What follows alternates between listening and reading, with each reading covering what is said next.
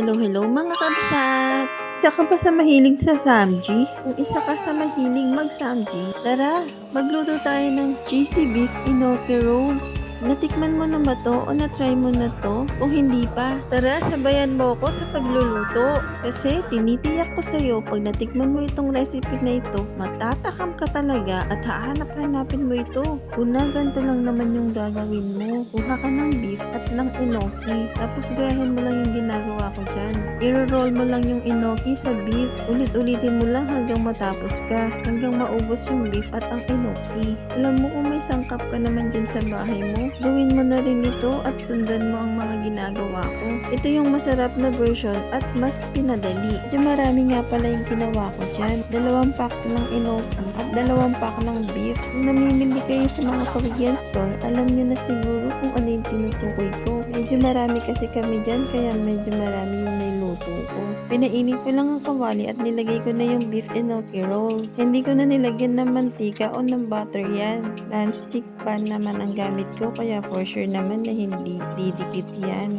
Kaya hindi ko rin ito nilagyan ng mantika o butter at hindi ko rin nilagyan ng seasoning ng beef enoki kasi mamaya gagawa tayo ng sauce para pampalasa nito. Siguro mga naka5 o 6 na batch akong pagluluto dito. Sabi ko naman sa inyo, medyo marami yun. Dahil marami rin naman kasi kaming kakain. Ilang beses ko na rin naman ito na iluto. Pero para sa mga baon lang ng mga kids. Kaya hindi pa nila ito natitikman. Konti lang naman kasi ang niluluto ko before. Kasi pambaon lang ng 2 bata. Kaya ngayon niramihan ko na para matikman din nila. Lalo na ang ate ko naman ang sponsor dito sa pang-samgy namin. Kaya ipatikim na rin natin sa kanila itong masarap na recipe na ito. Habang niluluto ko nga pala ang beef enoki dyan, gumagawa na rin ako ng sauce. Yun nga lang, hindi ko pala naipakita sa inyo. Pero huwag kayong mag-alala. Hindi ko naman isisikreto kung ano-ano yung mga ingredients na nilagay ko sa paggawa ng sauce na ihahalo natin mamaya. Sasabihin ko na lang para makagawa rin kayo ng masarap na sauce. O ito na, i-screenshot nyo na lang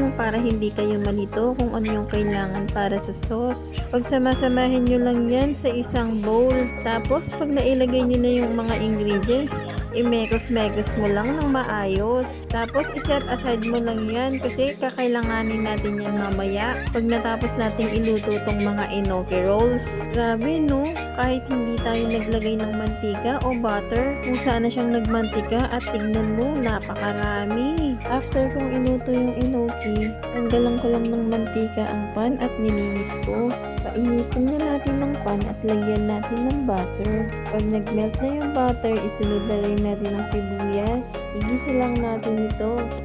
Ito nga pala yung nagawa kong sauce. Isunod na rin natin ilagay ang mga corn. 2 can na maliliit ang nailagay ko dyan.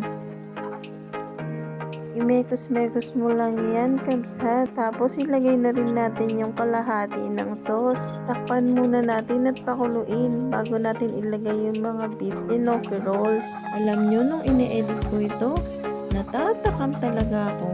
Parang gusto ko na naman ulit magluto. Kasi kahit napapanood ko lang itong ine-edit ko, i-imagine ko tuloy yung amoy ng niluluto ko. Napakabango talaga at nakakatakam. Kung umabot ka sa part na ito, comment mo naman sa baba kung tagasan ka para alam ko naman kung saan umabot ang video ko na ito. At sa susunod, ma-shoutout kita. Huwag mo rin palang kalimutan na i-like at follow rin ako para updated ka sa mga niluluto ko. Para makakuha ka rin ng idea kung ano yung next na iluluto mo. Sa mga oras na ito, nilagay ko na rin yung half ng sauce natin. Tapos isinunod ka na rin ilagay ang mga cheese. Yung nilagay ko dito cheese, yung mabilis matunaw. Kahit naman anong brand ang gamitin mo, okay lang. Pero dapat yung gagamitin mo, yung mabilis matunaw. Tapos takpan mo ito at pakuluin. Mga puntong to, hindi pa ako nasatisfy sa nilagay kong unang cheese. Kaya dinagdagan ko ito at ginadgaran ko na para mas mabilis. Binudburan ko na rin ng roasted sesame sa ibabaw. Grabe kung nandito lang kayo, amoy na amoy nyo yung niluluto na tulos na tayo. Hanggang dito na lang mga kapsat. Salamat sa panonood!